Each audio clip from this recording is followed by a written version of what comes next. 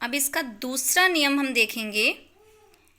जैसे व्यंजन संधि का है, किसी भी वर्ग के पहले वर्ण का पांचवें वर्ण में परिवर्तन। ठीक है, जैसे अभी तक हमने पढ़ा कि अगर किसी भी वर्ग का पहला वर्ण आ जाए और उसके बाद में किसी भी वर्ग का तीसरा या चौथा वर्ण आए या फिर स्वर आ जाए तो वो अपने तीसरे वर्ण में बदल जाता है। लेकिन यहाँ पे थोड़ा सा चेंज है। अगर किसी भी वर्ग का पहला वर्ण हो, ये तो सेम वही रहेगा, पहला वर्ण हो और उसके बाद में अगर किसी भी वर्ग का पांचवा अक्षर आ जाए, पहले तो ये था कि तीसरा या चौथा आ जाए, लेकिन इसमें ये बताया है कि अगर पांचवा अक्षर आ जाए तो क्या हो जाएगा उसका, तो वो पहले वाले वर्ण जो है, पहले वर्ग का पहला वर्ण जो है वो अपने पांचवें वर्ण में बदल जाएगा। इसको एग्जाम्पल से समझेंगे। जैसे उत प्लस नयन, तो यहाँ पे त जो है ये त वर्ग का पहला वर्ण है और यहाँ पे जो है ये त वर्ग का पांचवा वर्ण यहाँ पे आया है। त वर्ग का पांचवा वर्ण कौन सा है? देखिए यहाँ पे त वर्ग का पांचवा वर्ण है न, यानी किसी भी वर्ग का पांचवा अक्षर आ जाए। ठीक है, अगर ये जो वर्ग हैं इस वर्ग में किसी भी वर्ग के पहले अक्षर के बाद में किसी भी वर्ग का पांचवा अक्षर आ जाए तो वो पहले वर्ग के पहले वर्ण का पांचवें वर्ग में परिवर्तन हो जाएगा। ओके, तो जैसे उत प्लस नयन, तो त जो है वो ना में कन्वर्ट हो जाएगा। ता का पांचवा वर्ण कौन सा है? ता का पांचवा वर्ण है न, तो ता के नीचे हलंत है तो ना जो है आधा लिखेंगे, बाकी नयन वो हम सेम उसी टाइप में रखेंगे। ओके, नेक्स्ट है आपका सत प्लस मार्ग। अब इसको भी ऐसे ही, तो त जो है वो अपने पांचवें वर्ण में चेंज हो जाएगा। ता का पांचवा वर्ण कौन सा है? ता का पांचवा वर्ण न है तो ना में बदल जाएगा। ठीक है, अगर किसी भी वर्ग का पांचवा अक्षर आ जाए त के बाद में, या फिर किसी भी वर्ग के पहले वर्ण के बाद में किसी भी वर्ग का पांचवा अक्षर आ जाए तो वर्ग के पहले वर्ण का पांचवें वर्ण में परिवर्तन हो जाएगा। यानी पहले वाले जो शब्द का जो होगा आखिरी अक्षर, वो अगर किसी भी वर्ग का है, अगर पहला वर्ण है तो उसका पांचवा अक्षर हो जाएगा। ओके, नेक्स्ट है ता संबंधी नियम। जैसे उत प्लस लेख, तो ता संबंधी में देखेंगे अगर त के बाद में ल हो तो उसका क्या हो जाएगा, तो वो ल में कन्वर्ट हो जाएगा। तो ता के बाद में ल हो तो वो ल में बदल जाएगा। देखिए इसमें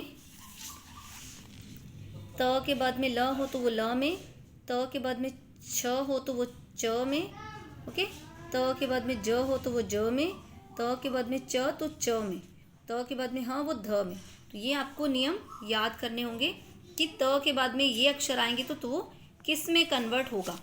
ओके, जैसे यहाँ पे एग्जाम्पल के तौर पे त के बाद में ल है तो वो ला में बदल जाएगा। जैसे यहाँ पे उत प्लस लेख तो उल्लेख हो जाएगा, त की जगह पे क्या आ जाएगा, ल आ जाएगा।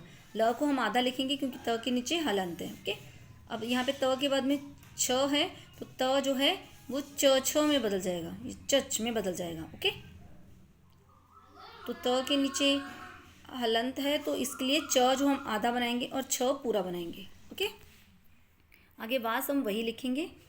नेक्स्ट है आपका सत प्लस जन, तो त की जगह पर क्या हो जाएगा, ज हो जाएगा। ओके, अगर त के बाद में ज है तो त का क्या हो जाएगा, ज हो जाएगा। जैसे त आधा है तो ज भी आधा बनाएंगे। ओके, नेक्स्ट त के बाद में च है तो त का च हो जाएगा। त के बाद में ह आ जाए तो त का क्या हो जाएगा, ध हो जाएगा। ओके, तध, ध, द और ध हो जाएगा, यानी हा का धा बदल जाएगा और त का द हो जाएगा। ओके, तो इस टाइप से ये नियम आपको याद करने होंगे, तभी आप अच्छे से संधि बना पाएंगे।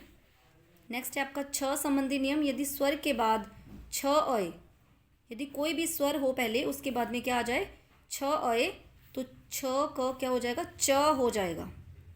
जैसे यहाँ पे एग्जाम्पल के तौर पर अनु प्लस छेद, तो अनु में यहाँ पे स्वर है या ना में ऊ की मात्रा है, तो यहाँ पे ऊ है यानी ये स्वर है तो उसके बाद में छ आए तो उसका क्या हो जाएगा, इसका च हो जाएगा, यानी छ का क्या बदल जाएगा, च हो जाएगा। ओके, यानी अनु हम वैसे लिखेंगे, छ का च को अध आगे, यानी चच हो जाएगा, छेद। नेक्स्ट है आपका म संबंधी नियम। म के बाद यदि क से म तक का कोई भी व्यंजन हो तो म उस व्यंजन के 5वें वर्ण में बदल जाएगा। यानी माँ के बाद में का से लेकर, अगर माँ है पहले और उस का से लेकर कोई भी व्यंजन हो, क हो यानी माँ तक कोई भी व्यंजन हो, तो माँ जो है वो किस में बदल जाएगा, वो 5वें वर्ण में बदल जाएगा। ओके, यानी जैसे क, अगर क है तो का 5वां है, कौन सा है, ये है। अगर च आ जाएगा माँ के बाद तो ये हो जाएगा। अगर ट ठ ढ कोई भी आ जाए तो इस 5वां ये वाला हो जाएगा वर्ण अणा। त आ जाएगा तो ना हो जाएगा, यानी इस वाले वर्ग में कोई भी अक्षर आ जाएगा माँ के बाद तो उसका म हो जाएगा।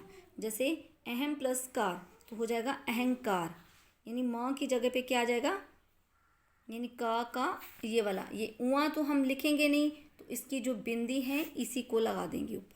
ओके, तो ये अहंकार हो जाएगा। अंडरस्टूड? Thank you.